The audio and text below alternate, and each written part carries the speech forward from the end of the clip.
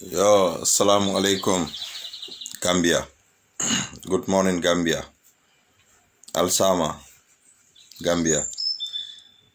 Be mo be konton na koteke. Bisibitulu somandala. Pour kana kafu mola alsama. Kacha sutun nom dorong. Hani atrate jamfala pour kana kamol hakilol tenkundilom dorong. Yo, kacha bita fanna minna wolomu. Hani bi carte nyino mimbe Gambia. Carte nyino. Carte nyino olebe Gambia. Purun kana nyina ko carte nyino olebe kering. Doku olebe kering. Mbe ho doku lalu tentulambe jaila. Sina kacha kumasi ni walla. Mbe nga jele. Gambia na alpha balu. Ibebe loring ibe molu ya marla wato wati puru mole finti yeta ye karteol fay ye karteol nyini isaje se karteol fayno nyami oto niwo kachabe kering momo fanan yalon ko ite fanande katum badin tante Gambia keba makalo ene anjila altelo mo forote mbal samala mbafala assalamu alaikum momo yalon ko be Gambia le badingol le bela terol le bebulu kanuntewol le bebulu pour ise kumandi yaytandila ko eta e register nyini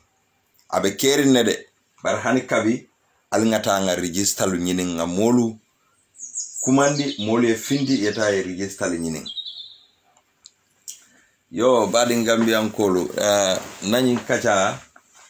mbita fanna min nabi drong komi wolomu anin mbenna UDP alfal tentula bake mbe jayla jama bije ba fo kanko bari UDP nyanta nyim politique ko tula jele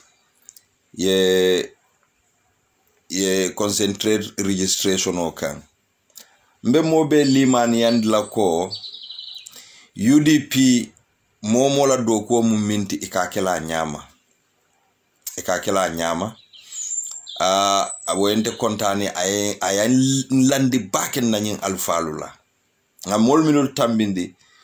they are the right people mol min fanal mal loki ka palaso soto wol kononu pour kake woluti wol fanal mu right people oluti bar palaso mo kilina ka mara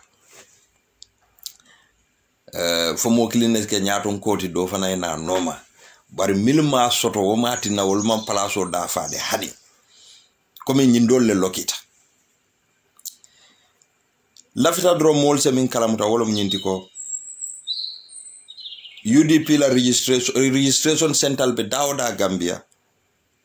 UDP a make sure le mol kije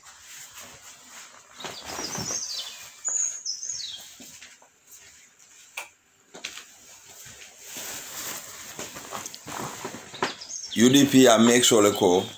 ye mol kijele andu wo molu ibela palasol tole tonyalo mu kunun ngajele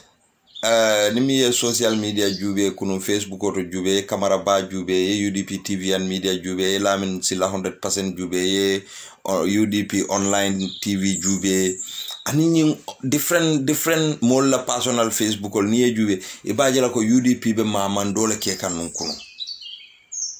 because party leader nyanta tala all body burali leto so kunu no across ta yalong UDP alhamdulillah rabbil alamin mirala kende balle beje because ntelu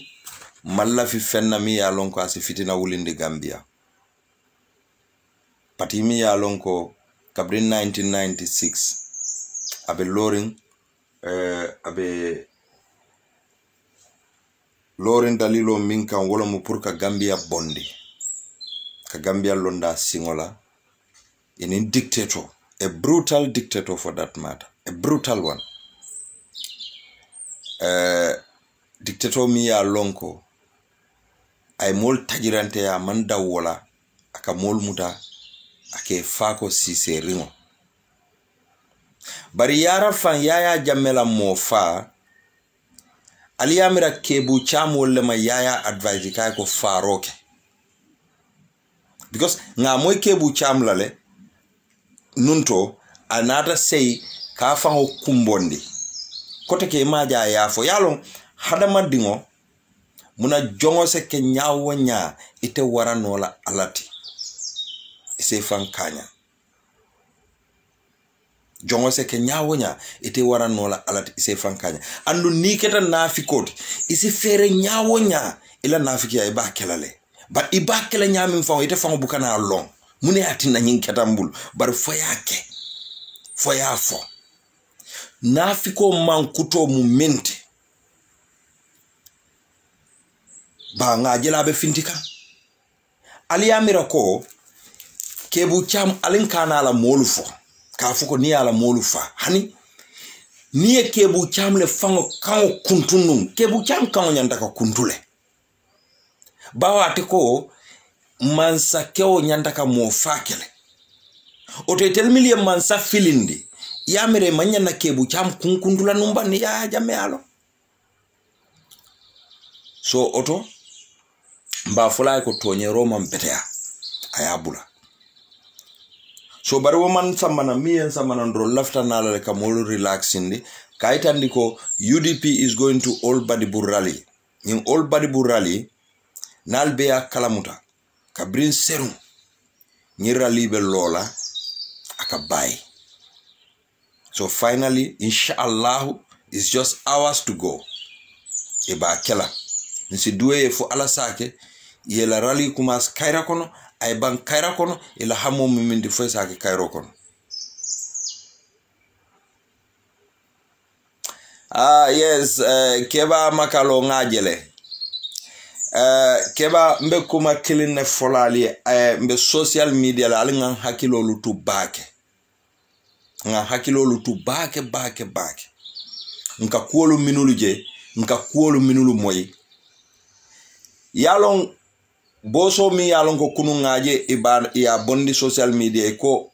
akabona anywhere dunia kono ko sponchol nim fengol lebe santo abe dunkan ferio kono boso nyimbota dami momalo ngo gambian kolu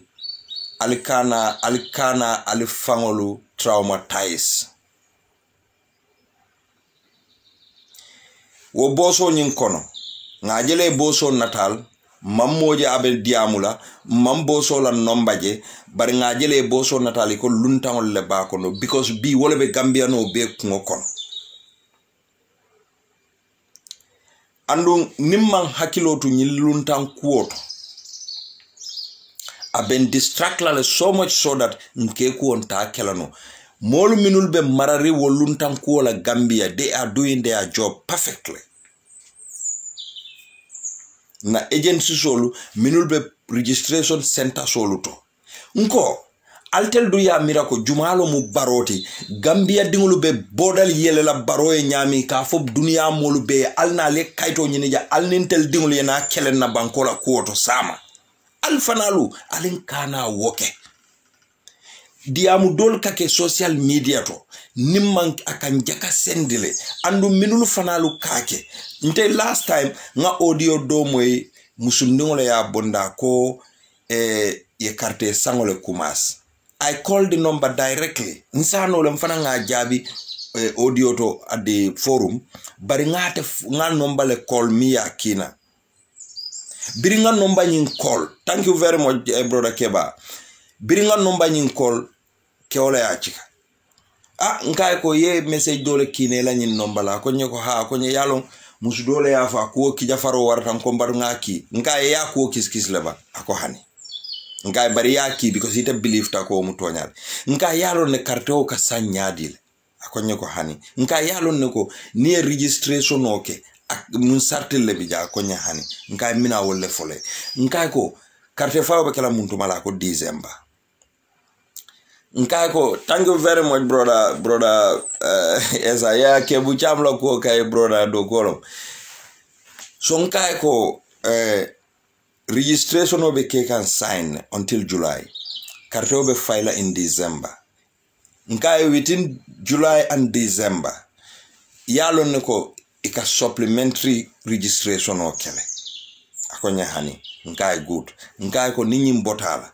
Foi supplementary ke because modol la carte o ka filile wo kono fana modol fanal sinano banko kan milmu banko dingoluti wo kono fana modol sasata no wolma nyinin nu wol fanal sinana nole ya nyinin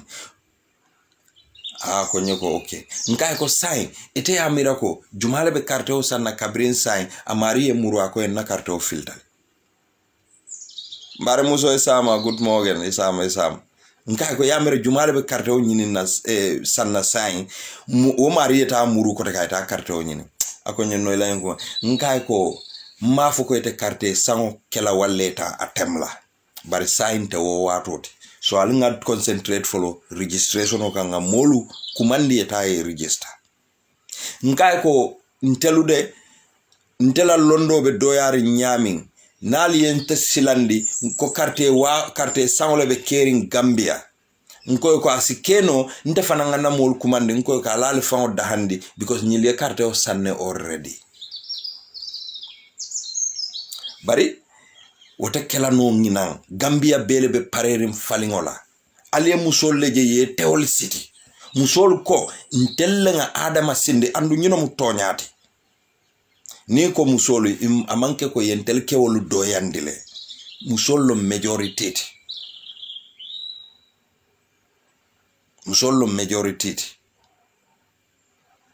andu ye muskende je alon ko ke kendo le ba koma musol neneten tel doyal walla alin kana musol doya barentel Gambia kewlu ka musol doyale imaje bi rohi maliklo ilafta doya la ite momin doya nola ate kela no doya moti bari iko foya doya jumalo mu wala alkalo to mil pareta doyal Halifa Sallah a political party leader amamuso horoma alafta ka muso doya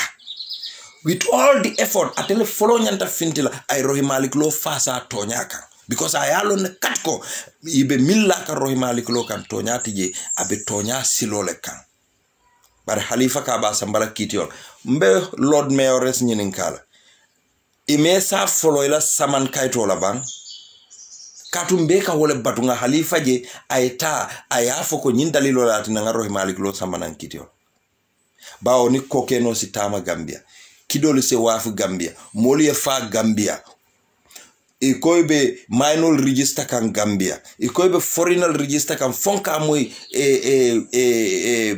NPP call fond da kono Halifa man kuma foto ama foto ka bita kitiola fo rohi malik lola attestation dio ayaje bawo news fonko QTV la afo ko bundung alkalo ka attestation o wafule amma wolu samba kitiola fa ka be rohi malik lo mimbe do kola akabe wolu distract la simply because of to please Barrow bafala Halifa ko Supreme Court amanjam for National Assembly la niatra ko amanje long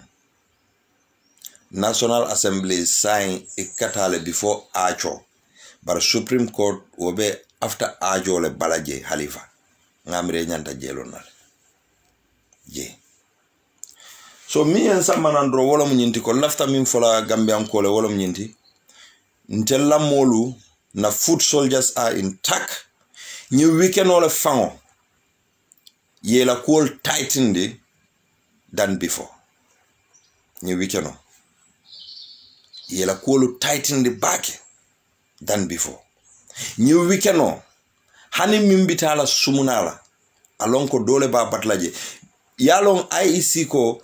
every political party inyanta mo killing represent la yes mo killing ne benye officially but we have more than mo killing minul fanalu beje minul yalonko be korosirola ani Gambia dingolu minul yalonko be lorin Gambia ye ilafita minna wala munyinti ko Gambian kol damaye Gambia keloke wol fanal beje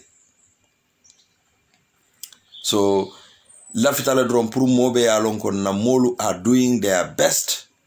yam woni ntella molbe politiko minke kan woni woma nyosoto fenna kunun nin Karim Toure ndiamutale about 4 times na kachatale about 4 times nyanta duala nyimmol yele nga dua campaign manager ni Ibrahima Diba fanana la timo es bayo Sonko wolu Dudu Kasa Jata wolu ani mo nyolu minuli ya lonko ye banko be ya yinata alinsi duwe alinga dua UDP na alfalie alinga dua loya Usain Daboy fo ala saso jata kende yala aya so sima yala aya so aharije firingola aye mo ala kano dundi hadamadingol sondo moto fo jannim bitala carte fayola mo nene kana wol filindino loya Usain Dabola karol gambe ankolo mbe kuma kilina folali mo jama beje koy malafi Usain Dabola bari dalilo mi yatinna imalla fi Usain Dabola ibuka dalila fonoye ibuka dalila fono moye ibuka ne dalila yatinna itel malla fi no Usain Dabola dolu kamune fo ko ha niyatara ko Usain Dabo UDP nata ibina julu jolola nkoy ko ntelina Gambia mu luwa banko lati more than 25 lawyer be patio min kono wol bina mune julu jola alinga nyo filindo bula UDP la politiko mu on policy matters lati alka moyle na party leader ka diamu policy la who was the first person mi ya lonko ayaya jamme akaya forgive ala atending wo tema Usain Dabo andum yalon Gambian kolo ibe filindiro min ke kangalla I will tell you yaya jamme ni wolata momin na pura ke leader Gambia mi yalon ko asitonya tamandino ate yaya jamme la koro because ya fanambe sula la tonya even though he committed crimes suspected crime committed mati bari afanambe sula la tonya and yalon ko the only person means wo tonya sabatindi no bi in political party leader sol kono wala Usain Dabo because momo party leader lota iko yaya de atrocities all milbe commit nga forgive state ya forgive ye banko mol tonyele so the best help that somebody could do for Yaya Jammeh wala ma keep your face let the court decide ala fate let the court decide so ni min kallo ka fuko Yaya Jammeh mu lambe tioleti mo lamben tante Gambia sa dede haydradu almane monin kafaro kala solo sandendu Haruna Jammeh du Masi Jammeh milni Yaya denta woludum fol manke lambe tiolti Yaya dingolu lebi ala immediate family ani wol tatale bar Masi Jammeh solo sandeng wodingolu le aya dingol to dunia janne ate tata is an untimely death for those people mobuka fay ko ila wato mansi andu wolomu tonyati because untele dankene yata wolela oto ni wolomu hani yata ko amanke manslaughter ni yata ko is an intentional killing of a human being molba falal kala wato le sita bar muna yatinne kamari samba kiti yola komin hani Allah subhanahu wa ta'ala niyaje nabe mo fala ka sambanin karadol kundimilon kono dimilon bang accident lomba bar fenne be kala so that because alo ne saya akamol ke nyamin akamol disturb nyama akamol traumatize nyama akamol niyo tora nyami so wala yatinna fananka fendo la mo kan min satina mol sa fugo o ni anda nyindi mole complain no wala ya fa andu ala le entelu da ala sembe fano le one day ala asano ayembe fa one day nko jumale bote na wato kalama dunia tu ni Allah subhanahu wa ta'ala na jonyima min keta kila sallallahu alaihi wasallam I owe Niota when he is 63. I owe him Fisamante Yandin Telubeti. Kinanka. Diamonsial. Mbari muso okay. Mbaru nga na telephone nyinke on ye call ke woto. Na ngamra na number you have it. Min last 449 la. Man laf miela baake mina tala do ko la baren se ta ka to wakati anye baake altel musolu when you are involved in such alena ali Allah hakili ni malu di wedi ala nyawa mba malakanne ne nga mala rombe kol so mimbi je wala mu nyinti ko ntel banku dingol alinga diamu na bankola kuoto andu nga kuol beke nin Cairo konola anin kuluo nin famajio bi to nyalom ku jamal lebe kering Gambia bar information jamale fanan kana milka ke fake information on letide nyanta hakilol tulawol to baaki nyanta kan hakilol to woto baaki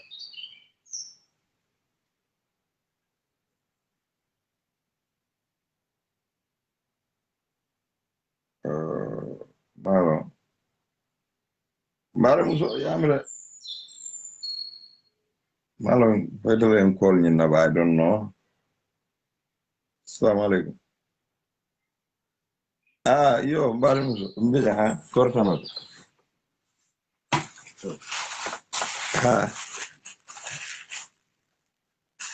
Yo mbar ngeke Michael. Okay.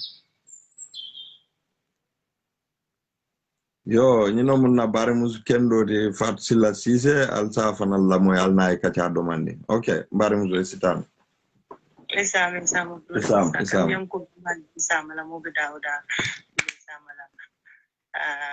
ambiyan ko do da musa ga kuma le majan ko fansi dundu kan dun dia mo nyum kuma ta ba age do wato lo ko men ngalo ko hakritu wato mbolo ko so to yudi ko mo kana kam fande men ngalo ko be fula hada madin lan ternyanta hada madin nyinin na ta nyaawu nyande mai karante man karan usenda ko fanga wala fo waram tonya na sato dan fakunda audio lo fundita nyu watin kono ko karde keso be sankan dan fakunda ni ajen dun tadro lafta ko le sen yande gambian ko timo e ko andu ngajele UDP funding ke wolle be dan fakunda kan te forum mo yelle ka fuko dan fakunda UDP 100% wallahi nya balla dan fakunda UDP yana kuma mun andu akete do ya bate kaje ko kata ko men peke tilo be sir nyin dulata wulun kaje ko mo kana mo filendi jam but ada audio mo kaje ko be katele sanka kete do ya alete kaje ko tilla do ko kete ken sonati woto memo dalla nga hakilo tu MPP ko la ko kana ken nga kamfa nga kuma fo men ngalo ko UDP dinglun su foila e kana kamfa ka boris patiola kaje ko do ya talen kana so wala du karente be dandro kala o sende bo afa men nga hakilo tu information o men be dira mo wala sa tente janne ba fol fonyo kono bodo dam fa kundalo carte sa o manke to nyaati goto mbare mi so mela diam fa kundu do ko kendo men ke wolun dam fa kundae ka do ko kendo ka kalo UTP e kaje ko MPP ko la kala bante ate wokla dam fa kunda wolo o kamala mbete ntura ba ke mbe jaina an sa yi sila do ko kendo la ya la fa bar wolunde fanje ba ke la kaje ko la do ko mbare muso mbe mena min fola jang ni ya tara ko fan asi record no isa fo dam fa kunda koli Gambian kolu ndele kala mutatale yemin fo wala mu toñati yalon WhatsApp groupol kono UDP kol beje NPP kol beje APRC kol beje GDC kol beje molbe dundimbe jakaseri nyola groupo kono ye mune muta UDP kamma alnene ya moy janne pa janja ko mbatun ka kangola UDP kan because ninga kangole kan isaje modol ka kamfale se finti ikawo molu attaque isaje ni wol attaque wala family si kamfaye bo UDP bo UDP exactly so sai ka minke wala mu nyinti ko itel NPP ko le fan kam ila molu daday kan nendir kumolu fo ika kuolu ke ka bula UDP ko la because bari yalo mi yente jahal NPP ko jama be je jongol lo muy ite ko mil mam beteya ikoy kan nendiro le sal kam na nyini wol bala wallahi so afodam fa kundan ko le ko afodam fa be fero bele ke ka pour ka UDP kam fande nyame surtout nyaatele ni sanjalo menna nyin tumo mu duo daile tol be nyante kew yalam fanyele ngaje ko ina ta few fende samba na nga tentem fulo yanen tol fan kabulam fan su mo la ke kam fande ye UDP la strength la long UDP ko lo muy jamaati ikoytel bota UDP le bari tata damin tonya me CJ sai be wole dewola imaje dewta foy ko ha ikoy luntangol register ikoy mol register milman si itel le be fokan andu itel ko itel be lorin tonyale kan wala nante ko gambiam ko le ko ibe kumo min be fokan nte lafta min fala la dam fa ku nan ko le pour ikane fanje nyin kumo ko ne yaaje ko kuma tiñaari ngolom bari na molu fanalu minulu ba nyin audio bondi kan because nakeba min keta bamba serin masti nga moy ala audio nkala audio be la moy le bari ala nyin audio do biri nga commence ka la moy rek nga stop because mu nekata nga stop nko hani nakeba aka information o soto mol ka credible information o lu fay andu mol mati bi bamba mas ka bring carton fo koyna abele ka bamba la moy bring amor kunda bari nakeba fana adu gambi dam fa kunda fonnin ke keba la teta bi spelle wo keba belo UDP forum te damen na ate damen na ka diamu la fa ku kala fite anata audio nyum moy dura jabiro ke dam fa kunda la na audio le tangable ba mama sila forum ko pour asila mo yala kaji ko ngan hakiluntu no yalo nakeba ndala kala mo yala ba kel dam fa kunda mo kirne be je ka fa ko ba sawane fa ngamira ba mama sina binta nyola la mam ne bake abota MPP le pour ka senende mon ya mo mon ne jeni ko dam fa kunda be UDP atabe barole abota atodu APRC le abota APRC ba dam fa kunda dum be testo le bi pour usenda bu se kanyeno nyame nyawo nyama nga kalamuda ya mo min pananje natara be MPP le wolmu APRC ko le ba sawane mo MPRC 100% fo yaya jamme tata akela yaya jamme la ke bidi biday dugom so mo sifa dam male be baro no ma o kana mo jaka yalo wole ya jamme ake sumuna subo min kanka tabiye ye wole do abe balajato kono la jakasite yelo kono le wolu janni be jela wala tinna yaya jammela fu ko mbegam be marala billion years ado mo sifal le bawo itelu imaje yalo wala na nyin subu nyimo imang NPP je bitay be fambon le ba fulantelo kay balwo ron fenge because kukutolo mu italia kukutolo bari ba we hanyu moy le bay sankare moy lan kudo wote jël tala jam fu nga moy le nga ka to ñake to be fi ali tinol bay sankare le to ñalo mo be bay sankare wole to ñalo mo be oto ni bay sankare tonya long ay tonya dula walin wole beteata bari ifanga ya long ko mbedulal to tonya tebulu e beje e ko ka tonya fo wolele yafo killing yafo fula yafo saba imman kutute noje e nyanta lon nako wo mun na ka fo wala musahabo ta tonya dula walin because ay tonya dula walin ngalo tonya bu ka sabati good ay tonya ntengela modo try janne alaji kijera afelenti Holland abata dam fa kundale nga katale nyaawo nya na diamu ta telefono do kabrin sunkaro kono nka laftale ni programme ko nka katun kela audio moy ite koy ka tonya la fo Gambia kuoto nka ko malla fi ni private kachaake de lafitale ni ta Facebook auto ngane te nyini kay dalilo la MPP ani mun dalila ya tinna ite ya muta ko Adama Barrow la nyanda tambila ko Gambia mara lafitale yinya nan openly yew fo molye I am promise bar say ni nga kol fa nga buka kolta wulu su wala fa nke ko APRC ko le wol beti abbe wulu su wala fa wol ko no ne te jela folo ite jela ko nin to nya ka tente nya kan no wulu ne be je no so ni te mo folo la nga fo ko si UDP ko bro da musa bene bula la biwo isa mo ko fridays be gen meta lar do man ne abaraka nake ba konto nya nake ba konto nya afai dua la fa si se kunnan ko la kana be ke do moroti de ay dua okay abaraka bage bari thank you very much abaraka bari muso fatsila sise nyin kuma min fotenga kuma yata baki yalong ka sato pinpoint yalon ko UDP la stronghold lom dafa kundati nyin dalilo la atine fintita na ibafo kanko e be UDP ko la carte wala sankan damfa kunda ngale ni momo e carte fa la process long wo fangote carte sango fola sign ma fokate plan la ma fokate kela bari wote plan no la sign supplementary la kake after the registration so ni entera carte o san sign mbe murula le na fo ko na carte o le filita so nyanta ka wolelo na keba nsano le ngakol wallahi ni nga bambala audio jan ka kidile kala moy bar wolu ngala wolu audio ma wala moy de nakeba because a ko le ki jafaro warata nkombe kolla bari manne kumandi because dalilo mi yatina nko hawjo le keda andu ni moy nyin sifa kala muda askenole modo ene no kam because tole bande be barono kam because ye na Gambia kordal mil ya ye sunya ye wafu wollema ye motol wafu wollema ye na Gambia trakitol min tat 800 plus ye wol wafu wollema so altel ya mira ko wolu bi hani ye kodindi nje ye moje carte o babuli ba fulala ko la carte o wafu because nyil kan nyine ke kata baroya pour ka kodo busal image disaster management na coordinator country director fadera is it dahaba wole fanantata baroya ayenyu wo Senegal wo Guinea Malian musician wala fo Umi Sankare Lomba a president our president is the cheapest personality in this world musician furi ya samba je munal pour ay Gambian ko la kodo ci ka adila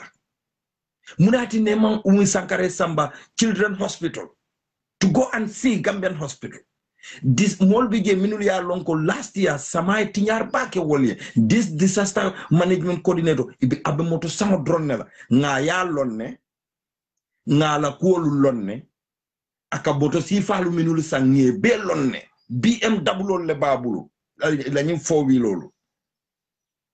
Ba, iko andu itelka public la phone mara, bari bungo, Samai mon la bungo le tinya, imanson naka kodo di wol, hani bi.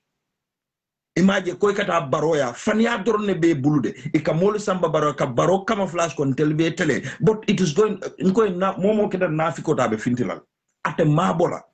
imagine kebu cham findida imagine Musa Boto Sise findida imagine Fadera findida dahaba findida disaster management la coordinator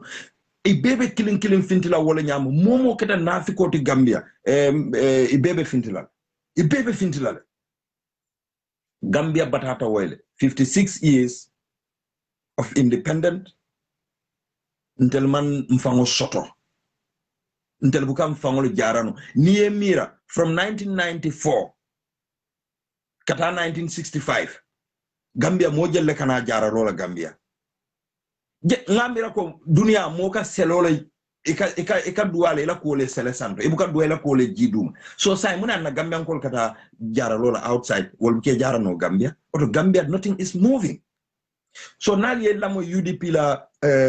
policy la aliye lamo ye programme min soto on health ye programme min soto agriculture ite adama baro yentella 800 and something track it all ay dundi dama tenin alale wolong woko Japan yen so lafta Gambian ko le ñine understand Japan le mol so ñin track it all because Japan lafta la self food sufficiency pour Gambian le wo soto wala yati ne kan so manola so that mbe wodo ko ke ka wato minna wose kenye substitute si baluni wo manola isaje ninga na sama fanan doku wo mano be banna itale min di mol o satan na sama do fengol mota nse do wa fin si baluno dola. So ni o tractor samana imagine akabe 20 tractor le dila modolula abe dila jumal lela abe dila la mol lela minul ya lon ko ibina Gambia dingul le torala wokan yarante le tamu ye Japan mano di mol la jang kabrin jawara jamano ntenga o remembale ntem mama kunda wotu mo mani jamale fankataje because mo siata nyamin dulato ika jamadi Allah wala nyawa tuse mano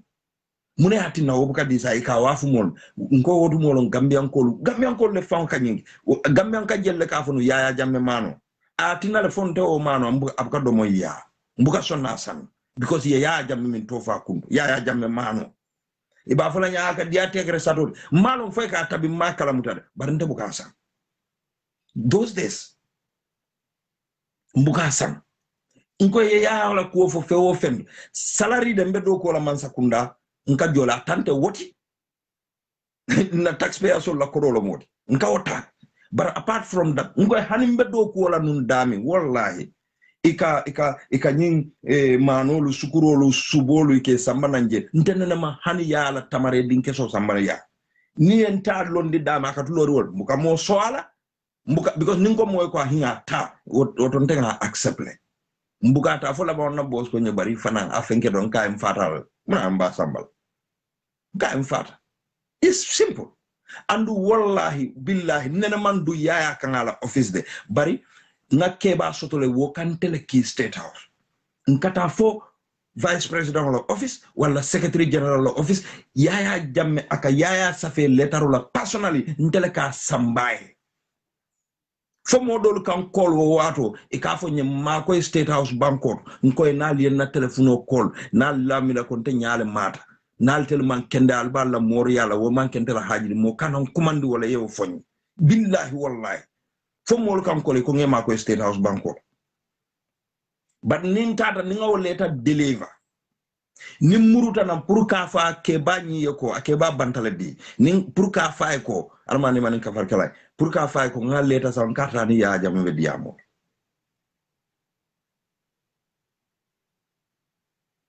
you know so ni wo bebe kerim bi mfa nkana si ko to ken ka fuko barole nyinke barobe motolu bondila muntole fonga mimwe allegedly kabe moto di kan APR ci la di bari nseleta wala kibar kendele kan nkam batule yalon nyimbete kala no dewote nsende no a fele ilafta min kala baroye it is a manke barola samate barimba folale because ye Gambia fengole dealer itel they are not the right custodian of those vehicles ni atra ko ya dealer I want to be sure follow for ya dealer because nselete la kuleka yalo Musa Suso wo musupa kanjaleti adamu beloleti anala keba atenin dembo bay fos kanyo moy bakele I kachata dami ye min kacha ye min fo anin wo député wolu minuli ya lon koy naata koy ka barole support kama flaso kan wolle baro kon hanintel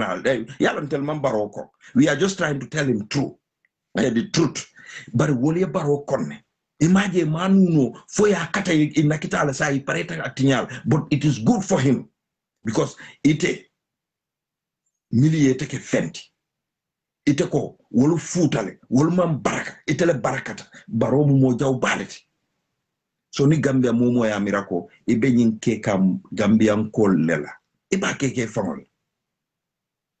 any associate genuine associate me along ka be baronoga let the person come out ayala atela reason outline molie mune ya tinabla baronoga nothing is all because of vanity the world money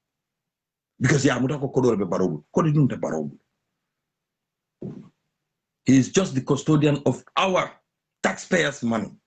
na treasury imam baroje alialo neko I join a min samba science and board of director civil jang social security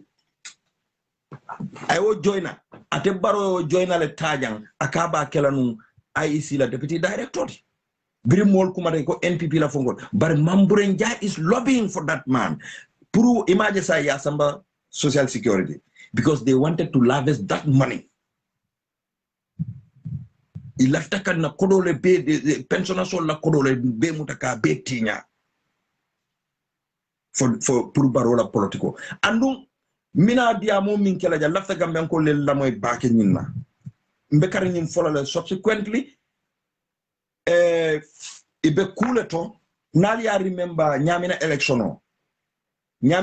o biramina kala wo wato e ko mon kolu balile ika kodo mindi $3,000 so mindi family lanu. It's supposed not to be even 3,000. Anyanda siala 3,000 okile. Because kodo na puru Gambia le. A family dolbeje minuli alongo there are more than 20, 25 people, 30 people, dolbeje from 50. Even $3,000. Yewo kodo le taika ikatanu ikakarteol sanala. andu ab plan kan koteke pour ka kodo di molu la minulu ya lonko ibulata bata kono akodo bi jele already de bari be community development la nyanta o kala this time bari they are blocking them iko wol ye batu follow foni election o sutiata isaje sa foko ha barole ba dika. So we have to say this, nga molu bulale milba ko kisikize eta mabo nola koteke ka foko nga fole eta mabo nola banku din kende bande be do ko la Gambia wala yatina nimbe diamu la Gambia la koto alin kana foko be bulala molula minulu yalo ngalon ko UDP ko buka bula mola de si lol le ka dunnan kono e ka bula wala wal samira ko UDP ko bar Gambia ka jamale be hakilo je kan sai they know it now, they know it. Yo mbari ma do fam felanti ja ben jubelan tel dindi ya wato wotumo wolle ke ila niso sitino nkata kunko don kata eka fonko nyin balingol dada nga kunko do ko kelde nga kelde so nyine be caring. Let us relax nga fo mole mbari ayo molu fintindi yata e carte o nyine nge dani carte o e fay Gambia min ko na e bo akono kurantaya borintaya jintaya silantaya everything a bebe doyarin Gambia fenna bukata nyaado ko minu fawle ya longo itata o bade ko sintele brikama sate bakono o gotal mu bade ko hayne be mol singol kati mol ka jolanga kono singol kakal e gotal lo e man cover kije at a very dangerous places e kana fo mole ko ya anala ko bi ay development mun development ay manolu minul dada mano beni bere munko e buka mano fango yele folo aka mano ka so alna try na politiko ke in a very genuine way nkana so moye mol nene we have to fight for that country fonga kele o ke o banko e nin silo kan mokana kala mokande mokana motonye mokana faniala moka because faniama mbeda obviously mbega longo faniama mbeda mokana faniala moka so mi fam yen si jandro wolo mnyindiko mim fam ye mfenke wolo mnyindiko yes brother papa sa okay keba makalo iseng fenke on messenger I can send you my number yamu wolo muko bi mokana sila ikawo bosol minul bondi laftal distract lale ntella food soldier solu nko bile fango na sojarol pareta because nye loadle they have the food, they have the water, they have the at least yela pocket money or sotole yela credit call sotole yela call hani sai ni momo finansa keno hani credit call ni se $5 credit call kino moye e Karim Toure call ni mi man Karim Toure la number soro call me on messenger or inbox me on messenger I will send you the number ni momo se hani €5 credit call £5, $5, $5, $10 ni minsa credit code dila no because it's also me use from their own pocket ika wargal ni sukurol minul sam from their own pocket wala ni minsi keba sunkum baro contact no wala Sadio Toure jamani ja aliye contact ni minsi ntafango contact no dromba folele ko ntabuka kodo mutade yadi keba sunkum barola ha dukare because they need help mbenga longo nyimum bela do ko le pour nga make sure ko nyin carte fayo etani silola ntelma foko luntante carte fayla Gambia bar luntan mi ya lonko itemu Gambia ye Gambia dia sotole you are welcome luntan we welcome you with open hand in Gambia bar na carte fayo talal da bondije andu molkana jutuko revising code mimbekel even haniatra ko half of that people mean register will be ye suspect they will all go for the revising code ibe bitala mota kana la ni revising code la de ibele bitala revising code alkana hani wori wotuta na judiciary system wala because they could have prevented but police all felenti wole press conference ko mokana they don't have right kalunda ngini kakajo IEC fanka find ngamo dolle ka fuko ha e koy ka name sol drone ne di bari bu ka sonna wala registration number di la it's not true alinna agentol commande bang yal feed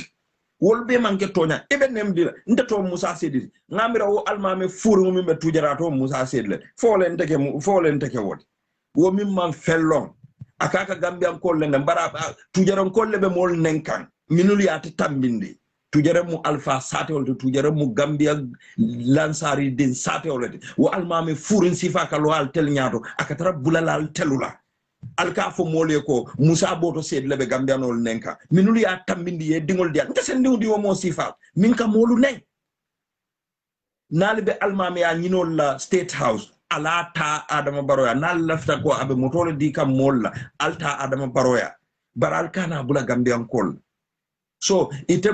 fola don ko Musa Sedi mbo sambal riba ibe Musa Sedi jumal sambal amari la identification o momenti wolo mu ala serial number because serial number nena buka kilinde like nitela fingerprints hanin ni min denta bakilin fa hanin ngandingul min wulun kono ni wala fingerprint would never be the same. So what is an identity? And you look at fingerprinter. So the identity there is the serial number. It's the serial number. Yo, finally, mina fara dokola. Na sister, ngeta Fatu Jaumaneti. Na jele ko yake honorary advisor for media and communication. Mbafola ko congrats. Bari Adama Barrow, how many advisors are there all soto? A total sign no Alvaro. But go to ya advisors atibe advisors if I'm being yalo Adama mistake o minke. Ni aje ngamwele dusano akaka mfama His Excellency Sidat Job aka wala jab bar du sano fonka son tale ko ate mal londo soda ko bara hakilo soda politiko no bar du ma understand muno political advisor ate amira kanalo politiko tema kamay ko tika kandiam Adama Barrow al kardo fa bara sa fo ya atesla ko ate man karang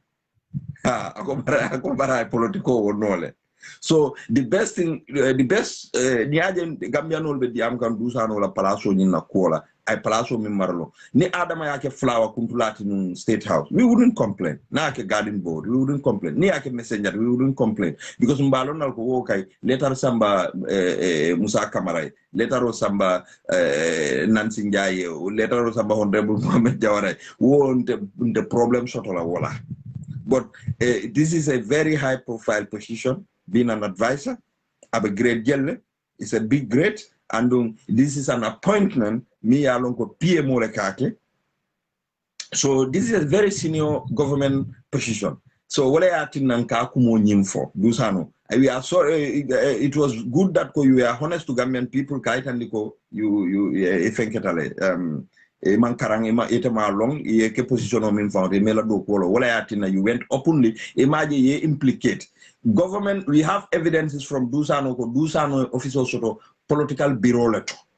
Among government resident political bureau he is only doing for political advisor to the president so president of the political party at the advice like a blow political party dolula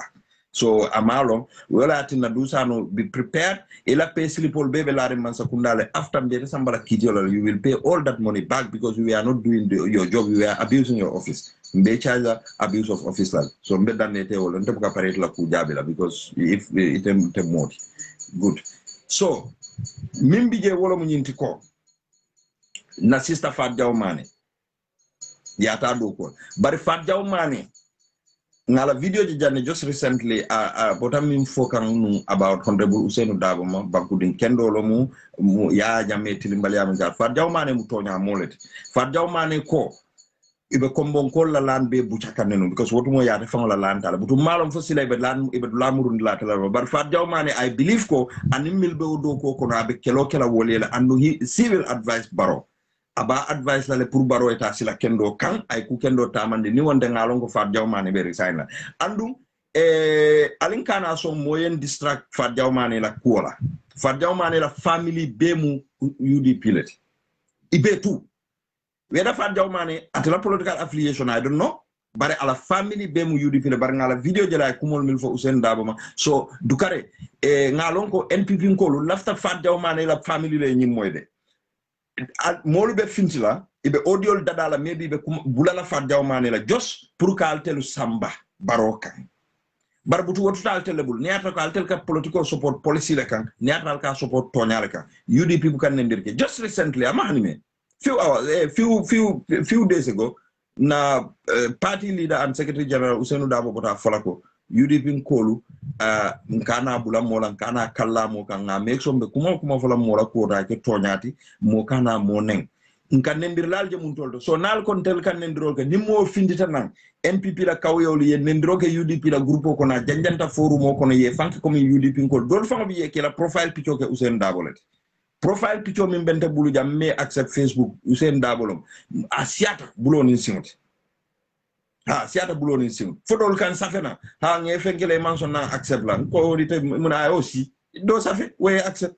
aussi ba ama aussi nte am least important but I have a reason why me accept so ni moli audio bondi iko ibe bulakan Fadjaw Manela Bafala Fadjaw Mane until we will defend you up to planet Mars until UDP Nkolu because it had a tongue like andu ye right sort of like purka government appointment ota sako nyindundu nyimanke monetary employment so oto ngam believe ko you will do your job diligently and ibe advice kala you would not be an advice for Fadjaw Mane be careful because say in do saro be mo advice altide ini alkal konte be mo advice altide ini sekumbalo mo advice al andu yajele wolkat silo minta I believe ko eteto sila sifa tala so mbe support la kan as a woman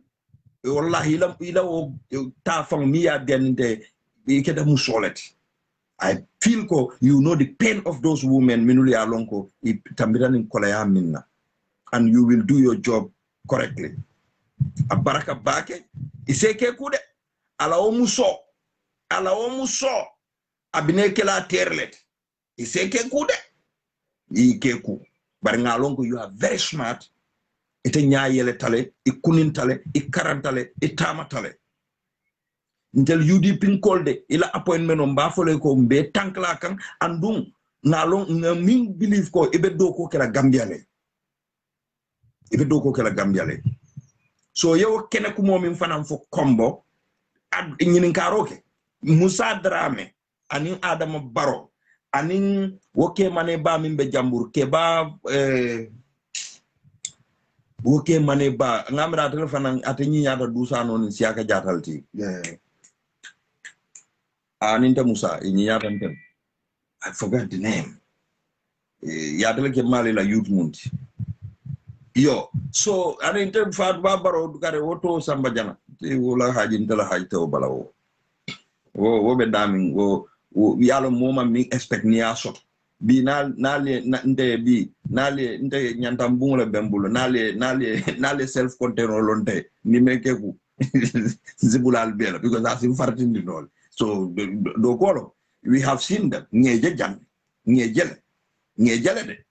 so ni amira ngeje kunu ngejele ndondo jato la ndondo kano la fo sam ngejele de bi 150,000 ka wala dila prieta sorry 150,000 ngawol dila pour la dapanso so atuda gambe an ko lebul so ala baraka baake mina tawa do ko la tenting mbe mobe tentula so natal dron ka fale ko na food soldiers are intact nte lamolu wol bebe intact le andu ngamodol je minul fanal yalom ko itata wolu registration o man commence ya ntela muso fa ma register folo because ntela site registration o man commence je amman commence je so ka fuko tay register fengi fonkolo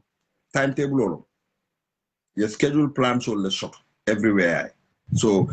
alnga relax Gambia bita kanne in a right way UDP bita kanne in a right way ngamindu adro what we are seeing the human resources I turn into vote alnga wodwa UDP have the strength ali ajelo kunum bring nte I was totally surprised bring ngaje ba usen cross ta bara ngaminje bara what I have seen mbe baran kol tentula bake mbe jayla mbafole ye numbara ye nyinke ba kendo ke ba senayari ngo ala baraka mbe mo be tentula mbafala all body bu programme ala mali yake kayra kono ay ban kayra kono mo be muruna kayro kono ala baraka bake. I thank you all for another time again. Okay, good morning program olundura ala baraka ni kuma jaw fata jalsi hakol boendinye badal nga baro remind. We have to remind him. Fonga remind. Ha, ni wanda ay palaso nyin sendi mam problem soto woto, na ay palaso nyin sendi drong is okay. Yes. Yes, Papa San, our people are very vigilant. They are very, very vigilant. Wole determined that intel. Intel ni be nyo konole, intel ni ka nyo mole. This mil marathon na ni registration school. Ni ka nyo mole, minul bentel la karola. Ha. And they are working hand in hand with other stakeholders or minul beje. Ibakanne very well. Allah baraka. Thank you very much. Allah baraka. Ndemo be tentu lambal jaila. Allah baraka.